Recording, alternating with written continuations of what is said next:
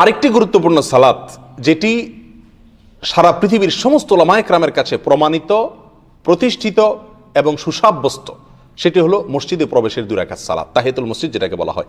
এই মসজিদে প্রবেশের 2 রাকাত সালাত এটা প্রত্যেক মুমিনের জন্য মসজিদে ঢোকার পরে পড়া উচিত। এটা মসজিদের সম্মানার্থে, আল্লাহর ঘরের সম্মানার্থে এটা পড়া কর্তব্য।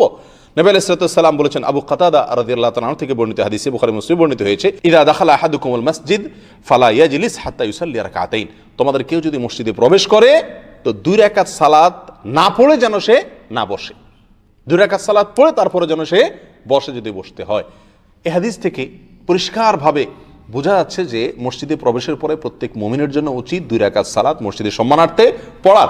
মসজিদে ঢোকার পরে যদি আপনি সুন্নাত সালাত শুরু করেন তাহলে একই নামাজের ভিতরে আপনি মসজিদে প্রবেশেরটা নিয়ত করলে 2টারই সওয়াব পেয়ে যাবেন।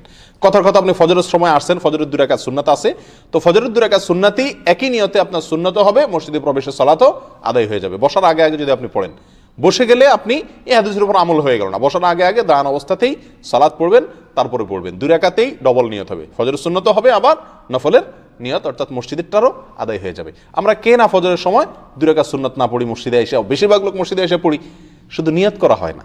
নিয়তটা করে ফেললেই কি হয়ে যাচ্ছে, আমি ডবল সওয়াব পাচ্ছি, মসজিদে প্রবেশের সুন্নাতও পড়ছি, আবার ফজরের সুন্নাতও আদায় করছি। প্রিয় ভাইরা, এই সুন্নাতটা আমাদের সমাজ থেকে একেবারে বিদায় হয়ে গেছে। বহু নফল নামাজ আমাদের দেশে মানুষ পড়ে যেগুলো হয়তো জয়ীফ হাদিস দ্বারা প্রমাণিত, অথবা যেগুলোর কোনো ভিত্তিই নেই, অথবা জাল হাদিসে আছে শুধু, বিশুদ্ধ কোনো হাদিসে নাই।